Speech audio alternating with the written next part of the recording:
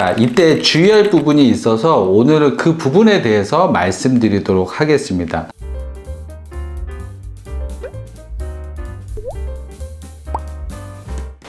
네, 안녕하세요. 강남 에이스안과 신경원 원장입니다. 많은 환자분들이 시력교정 수술을 받기 위해서 병원에 내원하셨습니다. 이러한 환자분들이 저희 병원뿐만 아니라 다른 병원들 여러 군데를 참고하시기 위해서 가신 다음에 내원하신 분들도 많습니다. 저의 생각은 한 군데 병원에서 수술을 결정하시는 것도 좋겠지만 다른 병원도 참고하시는 것도 좋은 방법이라고 저는 생각합니다. 자, 이때 주의할 부분이 있어서 오늘은 그 부분에 대해서 말씀드리도록 하겠습니다.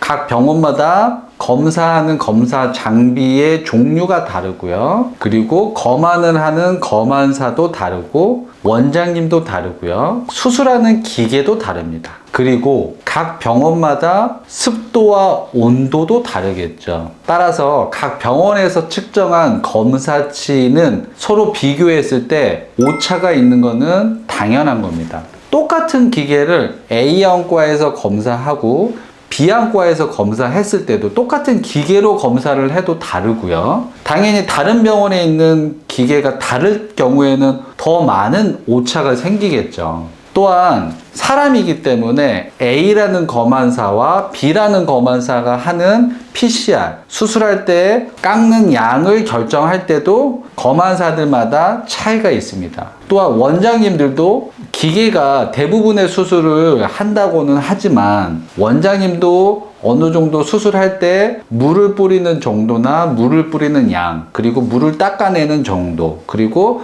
어느 순간에 레이저를 할 거고 바로 직전에 마취제를 쓸 건지 일반적인 BSS 양을 쓸 건지, 그리고 면봉으로 할 건지 메로셀로 할 건지 다양한 요소들이 다 다르게 수술이 진행이 됩니다. 지난 영상에서 제가 말씀드렸던 것처럼 조미료가 좀 다를 수 있다고 말씀을 드렸죠. 수술할 때 기계가 똑같더라도. 그렇기 때문에 각각의 병원에 있는 각막 두께, 동공 크기, 깎는 양을 다른 병원과 비교했을 때 차이가 있는 것은 당연한 이치이죠. 그러면 이런 궁금증이 생길 거예요. 어떻게 매번 할 때마다 이게 다 달라지는데 그러면 선생님은 어떻게 깎는 양을 결정하고 그날의 환자에 맞는 값을 결정을 하게 되나요? 라고 궁금해 하실 텐데요. 저 같은 경우는 저희 병원에서 저희가 쓰는 기계와 저희와 몇 년을 걸쳐서 손발을 맞췄던 검안사, 그리고 제가 오랫동안 사용했던 아마리스 레드, 그리고 제가 항상 온도와 습도를 체크하는 수술방에서 수술을 하기 때문에 제가 수술하는 환경에 대해서 제가 어느 정도 적응을 하고 수천 명, 수만 명의 환자를 수술해 오면서 그 데이터 값을 다 정리를 한 다음에 이런 날에는 이러한 환자를 수술했을 때 이런 결과가 나오구나.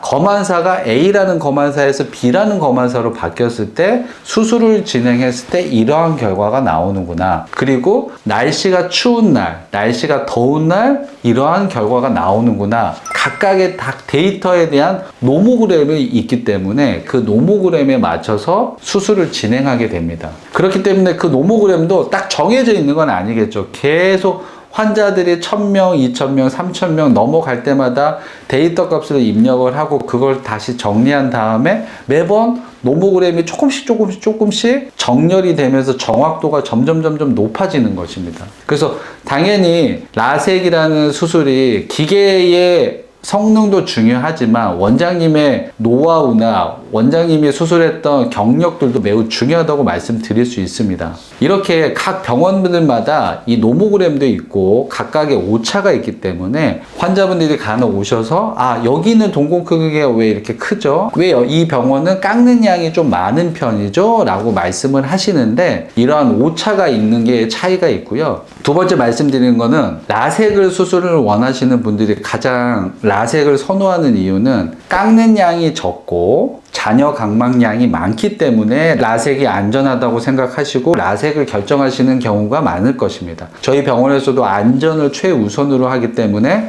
라섹 수술을 최대한 많이 권하고 있고요.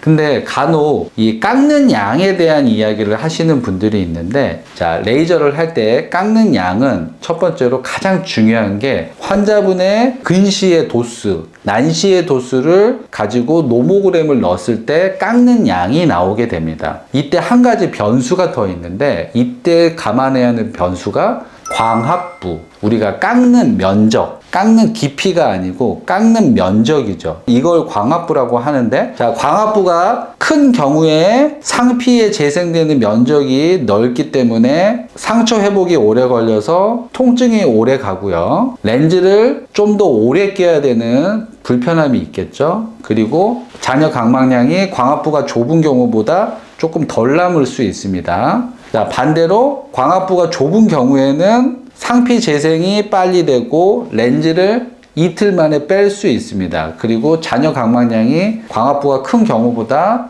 많겠죠. 근데 여기서 그거에 따른 아주 큰 단점이 하나가 있습니다. 자, 광합부가 좁은 경우에는 빛번짐, 야간 빛번짐이 커지게 돼요. 광합부가 큰 경우에는 야간 빛번짐이 작게 되고, 자, 그러면 렌즈를 빨리 빼고 회복을 빨리 해서 이틀 만에 렌즈를 빼기 위해서 광합부를 좁게 하는 게 좋을까요? 아니면 빛번짐을 적게 하기 위해서 충분히 우리가 필요한 정도의 광합부를 확보하는 게 좋을까요? 다 의사들마다 생각이 좀 다를 수 있는데, 저희 병원의 경우에는 6.3, 6.5, 6.7의 광합부를 충분한 크기를 보존하면서 수술을 진행하기 때문에 상대적으로 빛번짐이 적은 환자들이 많습니다. 이렇게 이제 광합부를 좁게 하는 경우는 과거 라식 초창기에 렌즈 삽입 수술이 보편화되지 않은 경우에 초고도 근시 환자들을 수술하기 위해서 썼던 방법입니다. 초고도 근시 환자들은 깎는 양이 많아지기 때문에 가능한 한 깎는 양을 적게 하기 위해서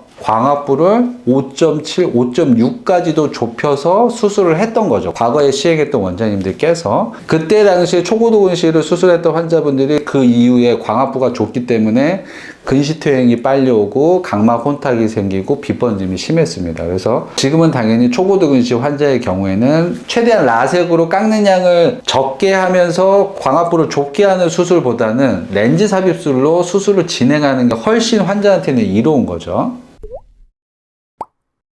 결론적으로 정리해서 말씀드리면 각 병원들마다 시행하는 검사 기계나 수술 기계, 원장님들의 노모그램이 다 다르기 때문에 각 병원을 비교하는, 숫자를 비교하는 것은 무리가 있다는 걸 말씀드리고요. 광합부의 크기를 작게 하게 되면 상피 재생이 빠르고 회복이 빠르고 렌즈를 빨리 뺄 수 있는 대신에 큰 단점인 빛번짐이 커지게 된다. 따라서 꼭 수술하실 때, 본인이 수술할 때 광합부의 크기가 몇 밀리인지 6.5인지 5.7인지 이런 광합부에 대한 부분은 환자분들이 꼭 체크를 하시는 게 좋습니다. 자, 오늘 이야기 여러분들한테 많은 도움이 되셨으면 해서 준비한 시간이었고요. 오늘 시간이 유익하고 도움이 되었다면 좋아요와 구독을 눌러주십시오. 고맙습니다.